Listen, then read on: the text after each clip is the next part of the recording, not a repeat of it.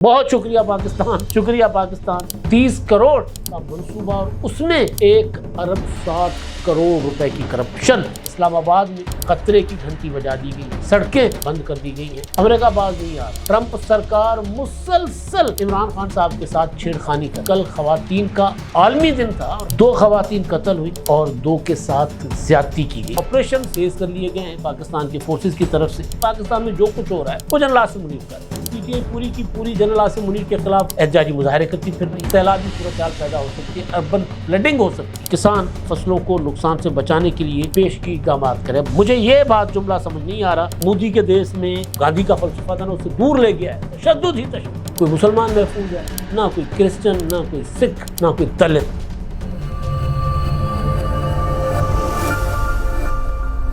السلام علیکم، میں امداد سمرو۔ گزشتہ 48 گھنٹوں میں کافی ساری ڈیولپمنٹس ہوئی ہیں، نئی خبریں سامنے آئی ہیں۔ کچھ خبریں تو ایسی ہیں، بلکہ ایک خبر تو ایسی ہے کہ جس پر آپ کو یقین نہیں آئے گا، آپ حیران اور پریشان رہ جائیں گے۔ 30 کروڑ کا منصوبہ اور اس میں 1 ارب 60 کروڑ روپے کی کرپشن۔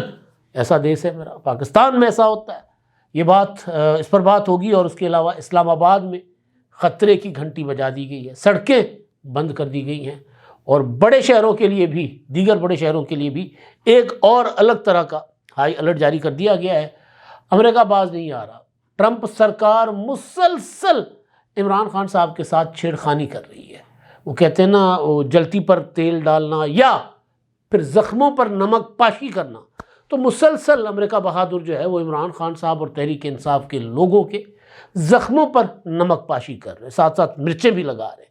کیا ہوا ہے تازہ امریکہ میں، وہ میں نے آپ کے سامنے رکھنا ہے۔ اور کل خواتین کا عالمی دن تھا، اور خواتین کے عالمی دن پر 2 خواتین قتل ہوئی اور 2 کے ساتھ زیادتی کی گئی، اجتماعی زیادتی۔ کہاں کے واقعات ہیں وہ بھی میں نے آپ کے سامنے رکھنے ہیں۔ اور پھر جو خشک سالی پاکستان میں جس کا خطرہ تھا، اب کہا جا رہا ہے کہ وہ شاید خطرہ ٹل جائے۔ تو ان سارے معاملات پر میں گزارشات آپ کے سامنے رکھوں گا۔ اور ایک اور معاملہ ہے، اور وہ ہے آپریشنز تیز کر لیے گئے ہیں پاکستان کی فورسز کی طرف سے۔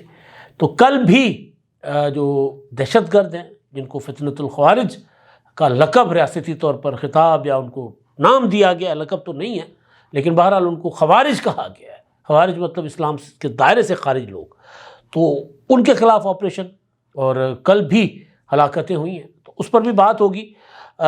وہ جو میں کہہ رہا تھا نا، خطرے کی گھنٹیاں، اب آپ دیکھیں کہ مسلسل پاکستان میں دہشت گردی جو وہ بڑھ رہی ہے۔ اب تو جو نئی چیزیں سامنے آ رہی ہیں، نئی سروے سامنے آ رہے ہیں انٹرنیشنل، اس میں پاکستان کو دوسرے نمبر پر ڈکلیئر کیا گیا ہے۔ پاکستان دنیا کا وہ دوسرا ملک ہے، یعنی نمبر 1 کوئی اور ہے، اور وہ دوسرا ملک ہے جو دہشت گردی کی زد میں ہے سب سے زیادہ۔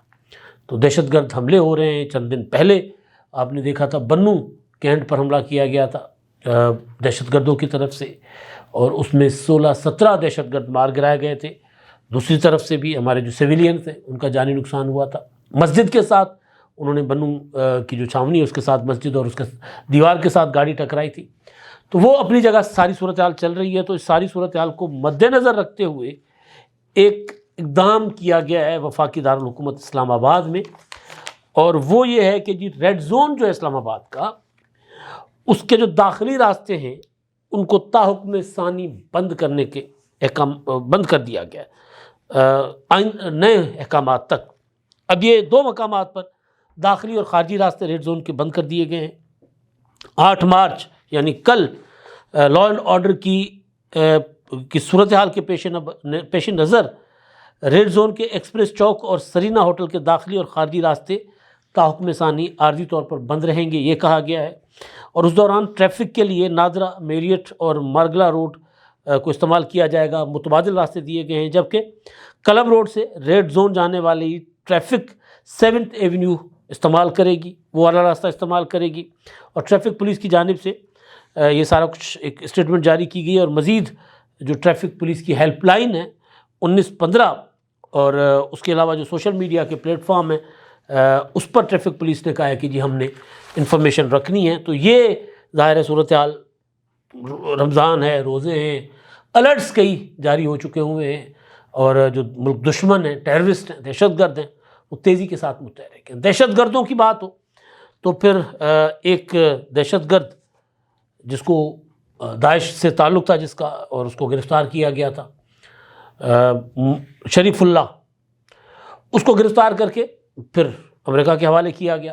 ٹرمپ نے اپنی پہلی جو تقریر تھی کانگریس کی، اس میں اس کا حوالہ دیا اور حوالہ دے کر پاکستان کا شکریہ ادا کیا کہ جناب یہ بڑی کامیابی ہوئی ہے پاکستان اور امریکہ کو، اور پاکستان نے تعاون کیا، گرفتار کر کے شریف اللہ کو ہمارے حوالے کیا، پاکستان تیرا شکریہ۔ اب پاکستان کے شکریہ کا مطلب ہے کہ وہ ظاہر ہے حکومت پاکستان کا شکریہ، ریاست پاکستان کا شکریہ، لیکن آپ خود کو رکھیں عمران خان صاحب کی جگہ اور پھر سوچیں کہ شکریہ عمران خان کس کی طرف سمجھتے ہوں گے؟ ڈائریکٹلی جنرل عاصم منیر، کیونکہ عمران خان نے کہا کہ پاکستان میں جو کچھ ہو رہا ہے وہ جنرل عاصم منیر کر رہے ہیں۔ پھر عمران خان صاحب کی پی ٹی آئی پوری کی پوری جنرل عاصم منیر کے خلاف کبھی امریکہ میں، کبھی برطانیہ میں، کبھی فرانس میں، کبھی کہیں احتجاجی مظاہرے کرتی پھر رہی ہے۔ پوری کی پوری دنیا کی انسانی حقوق کی تنظیموں کو لکھا گیا ہے کہ پاکستان میں تو ڈکٹیٹرشپ ہے، آمریت ہے، سارا کچھ فوج نے کنٹرول کر لیا ہوا ہے، پارلیمنٹ نام کی ہے، عدالتوں پر قبضہ ہو گیا ہوا ہے، سارا یہ پی ٹی آئی لکھتی رہی ہے، عمران خان صاحب لکھتے رہے۔ اب اس کے بعد جو ٹرمپ کا شکریہ تھا، اس کے بعد دفتر خارجہ امریکہ کا جو ہے انہوں نے شکریہ ادا کیا۔ اب ایک اور شکریہ آ گیا، جب میں نے وہ ٹویٹ دیکھا نا سینٹ کام کا، وہ جو امریکہ کا ہے اپنا سینٹرل کمانڈ، اس کا جب آیا شکریہ کا ٹویٹ تو میرا ہانسا نکل گیا۔ میں کہا یار یہ تو باقاعدہ ہوتا ہے نا کہ چھیڑنا، یوں لگ رہا ہے جیسے تحریک انصاف کو، عمران خان کو چھیڑا جا رہا ہے، کیونکہ وہ تو مسلسل خرچہ کر رہے تھے امریکہ کے اوپر، ٹرمپ کے اوپر۔ مطلب یہ تاثر دیا جا رہا تھا کہ ٹرمپ تو الیکشن جیتا ہی عمران خان کی وجہ سے ہے، اور جیسے ہی وہ اپنا ایوان صدر میں بیٹھے گا، وائٹ ہاؤس میں بیٹھے گا، پہلا فون اٹھائے گا اور عمران خان کی رہائی کا آرڈر جاری کرے گا۔ ایک فون جی ایچ کیو جائے گا، ایک فون وزیر اعظم ہاؤس جائے گا پاکستان کے، اور کہے گا کہ عمران خان کو رہا کرو اور رہا کر کے میری طرف لے آؤ۔ پتہ نہیں، لیکن زلمے خلیل زاد، اب اس کے پیچھے لاجک کیا، ریزن کیا، پی ٹی آئی کی لابنگ تھی، کوئی اور معاملات تھے، لیکن زلمے خلیل زاد ٹویٹ کرتے نہیں تھکتے تھے کہ ٹرمپ اور عمران خان تو لنگوٹیے یار ہیں، بچپن کے دوست ہیں، تو یہ نہیں ہو سکتا کہ ٹرمپ عمران خان کو رہا نہ کروائے۔ مگر یہ کیا ہو رہا ہے؟ ٹرمپ نے شکریہ ادا کیا، پھر دفتر خارجہ نے شکریہ ادا کیا۔ کل امریکی سینٹرل کمانڈ نے بھی کابل ایئرپورٹ پر جو اے وے گیٹ پر حملہ ہوا تھا، اس کے مرکزی ملزم، جس میں 13 میرا خیال ہے امریکی فوجی اور 20 افغان شہری جو چھوڑ رہے تھے طالبان کے قبضے کی وجہ سے افغانستان کو، وہ مارے گئے تھے، تو اس پر ایک بیان جاری کیا سینٹرل کمانڈ نے۔ انہوں نے کہا کہ افغانستان میں کابل ایئرپورٹ کے قریب اے وے گیٹ پر حملے کے مرکزی ملزم شریف اللہ کی گرفتاری میں تعاون پر پاکستان کے شکر گزار ہیں۔ اس نے ملزم کو انصاف کے کٹڑے میں لانے کے لیے امریکہ کے ساتھ تعاون کیا۔ امریکی صدر نے اسی ہفتے کانگریس کے مشترکہ اجلاس سے خطاب کرتے ہوئے بیان میں کہا گیا کہ انہوں نے بھی شکریہ ادا کیا، اور اب امریکی سینٹرل کمانڈ بھی جو پاکستان کا شکریہ ادا کرتی ہے کہ بہت شکریہ پاکستان، شکریہ پاکستان۔ اب یہ آپ سوچیں نا کہ لوگوں کو کس طرح، جو عمرانی ٹولہ ہے وہ کس طرح لوگوں کے جذبات، اپنے چاہنے والوں کے جذبات کے ساتھ کھلواڑ کر رہا تھا۔ یہ معاملہ ہو گیا۔ دوسری میں نے آپ کو خبر بتائی تھی عجب کرپشن کی واقعتاً غضب کہانی، وہ تو کامران خان صاحب تو پتہ نہیں کہاں سے چیزیں لاتے تھے نا، کوئی ایک چیز ثابت تو نہیں ہوئی، لیکن یہ کمال کہانی ہے، بلوچستان کی کہانی ہے۔ اور کہانی یہ ہے کہ جی زکوٰۃ کا جو ڈپارٹمنٹ ہے وہاں کا، بلوچستان کا محکمہ زکوٰۃ، وہ سالانہ 30 کروڑ روپے انہوں نے تقسیم کرنے ہوتے ہیں اس میں مستحقین میں زکوٰۃ کی رقم، اور 30 کروڑ روپے تقسیم کرنے پر وہ خرچہ پتہ ہے کتنا کرتے ہیں؟ 1 ارب 60 کروڑ روپے۔ اور پھر وہ خرچہ ہونے کے باوجود 2 سالوں سے مستحقین تک رقم نہیں پہنچی۔ 80 گاڑیاں رکھی ہوئی ہیں یہ پیسے تقسیم کرنے کے لیے۔ تو سرفراز بگٹی صاحب نے جب اسکینڈل سامنے آیا، وزیر اعلیٰ نے کہا کہ یار بند کر دو بھائی، مطلب یہ کیا ڈرامہ کیا ہوا ہے۔ تو انہوں نے کہا کہ جی میں ڈپٹی کمشنر کے ذریعے جو یہ تقسیم کرواؤں گا رقم، یقین مانیے ڈپٹی کمشنر کے ذریعے بھی مستحقین تک ساری رقم مجھے پہنچتی ہوئی نظر نہیں آ رہی۔ یہ جو کرپشن سسٹم کے اندر ہے نا، اور خاص طور پر بلوچستان میں تو ظلم ہوا ہے نا، کیونکہ بلوچستان میں تو کوئی سیٹ اپ بننے ہی نہیں دیا گیا نا، شروع سے ایسے ہے، مطلب کوئی سسٹم بنتا ہے اس کو اکھاڑ پچھاڑ کر کے حکومت کسی کی ہوتی ہے، چلا کوئی رہا ہوتا ہے، وزیر اعلیٰ کوئی ہوتا ہے، آرڈر کسی اور کا ہوتا ہے، اور غیر منتخب لوگ ہوتے ہیں وہ، اور وہ ظاہر غیر منتخب لوگ کون ہوتے ہیں سب کو پتہ ہے۔ تو پھر اسی طرح کبھی کسی خان پر، کسی نواب پر، کبھی کسی سردار کے سر پر ہاتھ رکھتے ہیں، اور پھر وہ اسی طرح چلایا جاتا ہے، اور کوئی کسی سے پوچھتا نہیں ہے۔ تو بقول ریسانی صاحب، وہ کرپشن کے معاملے جو ان سے پوچھا جاتا تھا تو وہ تو پھر کچھ اور ہی باتیں کرتے تھے نا۔ چلیں، ریسانی صاحب کی بات پر نہیں جاتا میں۔ کل میں نے آپ کو بتایا تھا کہ الرٹ جاری کیا گیا ہے ارسا کی طرف سے، صوبوں کو ایڈوائزری جاری کی گئی۔ اس سے پہلے حکومت سندھ نے خود سے ایک ایڈوائزری جاری کی تھی، تمام اپنے جو اریگیشن کے جو متعلقہ حکام تھے ان کو بتایا گیا تھا کہ جی خطرناک قسم کا ڈراؤٹ، خشک سالی ہے، بارشیں نہیں ہو رہی۔ 50% تک سندھ میں کہا گیا تھا کہ 50% تک سندھ کی نہروں پر جو ہے وہ قلت ہوگی پانی کی، تو ذرا احتیاط سے کام چلائیں۔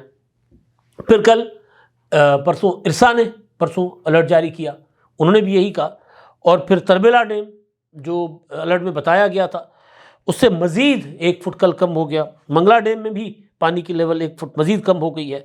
لیکن میں نے آپ کو کل بتایا تھا کہ ارسا والے یہ کہہ رہے ہیں کہ کوئی مطلب صورتحال بہتر ہو سکتی ہے کیونکہ بارشوں کا امکان ہے۔ اب بارشوں کا امکان، ابھی اگین بارشیں جو ہے نا یہ اگر تو پہاڑوں پہ ہوں پھر تو ٹھیک ہے، پھر ان کا فائدہ ہے، لیکن اگر میدانی علاقوں میں ہوتی ہیں، پنجاب اور سندھ کے زرعی علاقوں میں ہوں گی، تو گندم تو تیار کھڑی ہوئی ہے، تو گندم کو ہوگا نقصان اس کا۔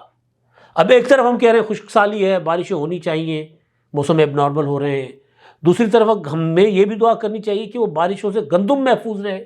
بارش، ژالہ باری، ایک اور چیز کہی گئی ہے الرٹ میں کہ جو شہروں میں سیلابی صورتحال پیدا ہو سکتی ہے، اربن فلڈنگ ہو سکتی ہے۔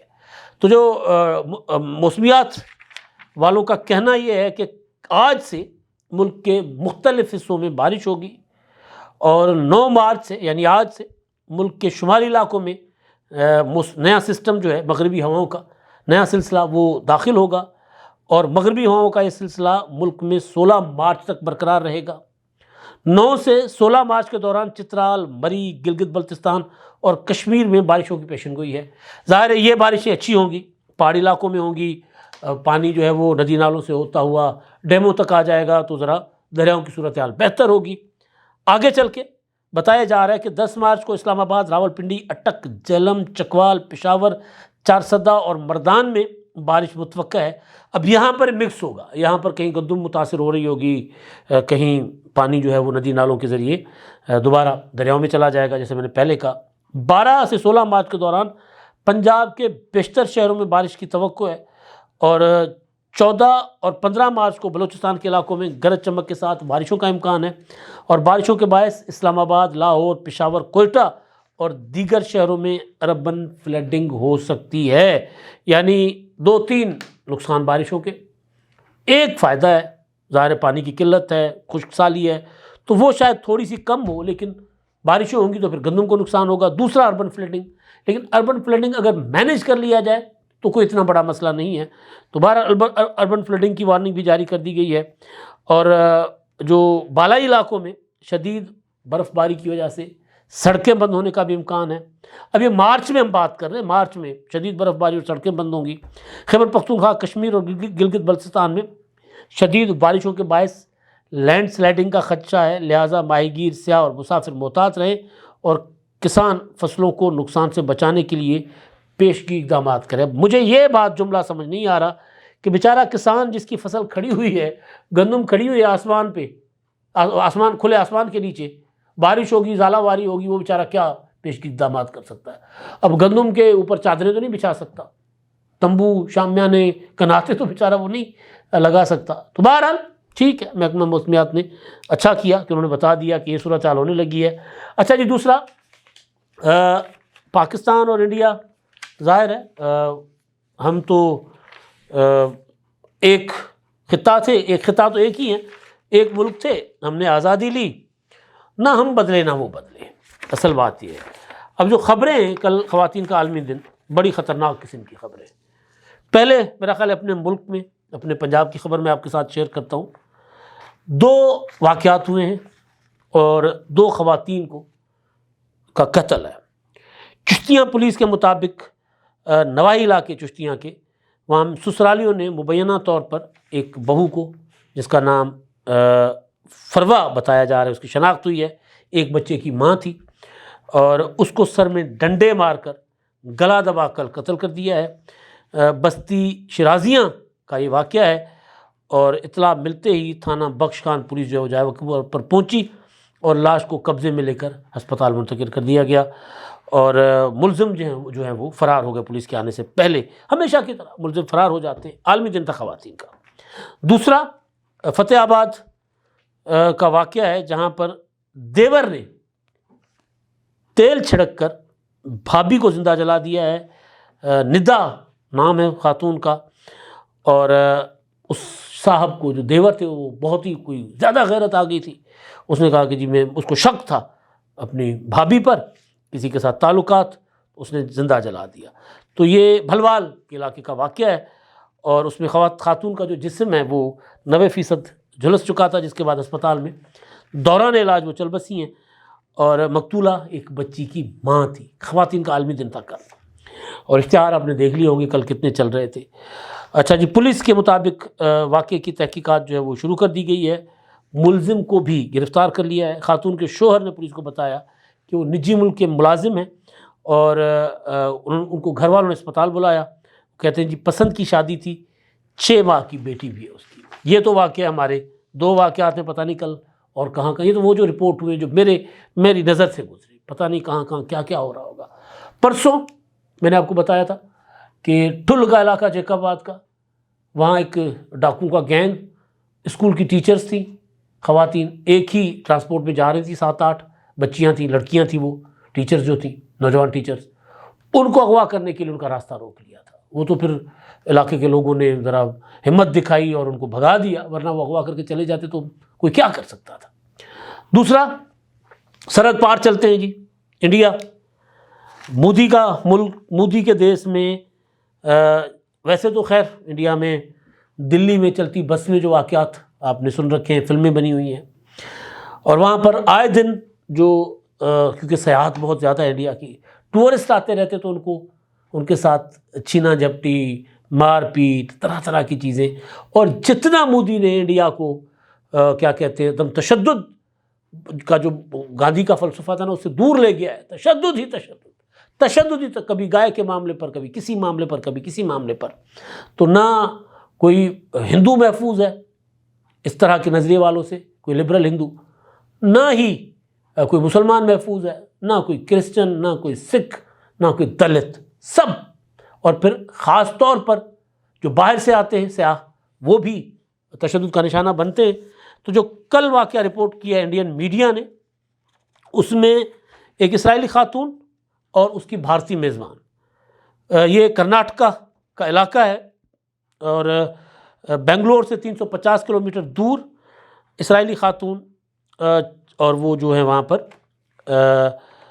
کسی کینال کے پہ وہ رات کو وہ تھی اور ان کی میزبان تھی، اور وہاں پر وہ چہل قدمی کر رہے تھے. تو کوئی موٹر سائیکل سوار آئے اور انہوں نے، اور 3 مرد بھی ان کے ساتھ تھے، انہوں نے پہلے آ کر ان سے پیٹرول پوچھا کہ جی پیٹرول نہیں ہے، پیسے مانگے، اور پھر مردوں کو کینال میں دھکیل دیا. اور پھر خاتون جو اسرائیلی خاتون اور بھارتی میزبان خاتون، ان کے ساتھ انہوں نے اجتماعی زیادتی کی، جنسی زیادتی کی. اور جو جن کو دھکا دے دیا تھا ان میں 2 تو افراد کو بچا لیا گیا، ایک ڈوب کر ہلاک ہو گیا ہے.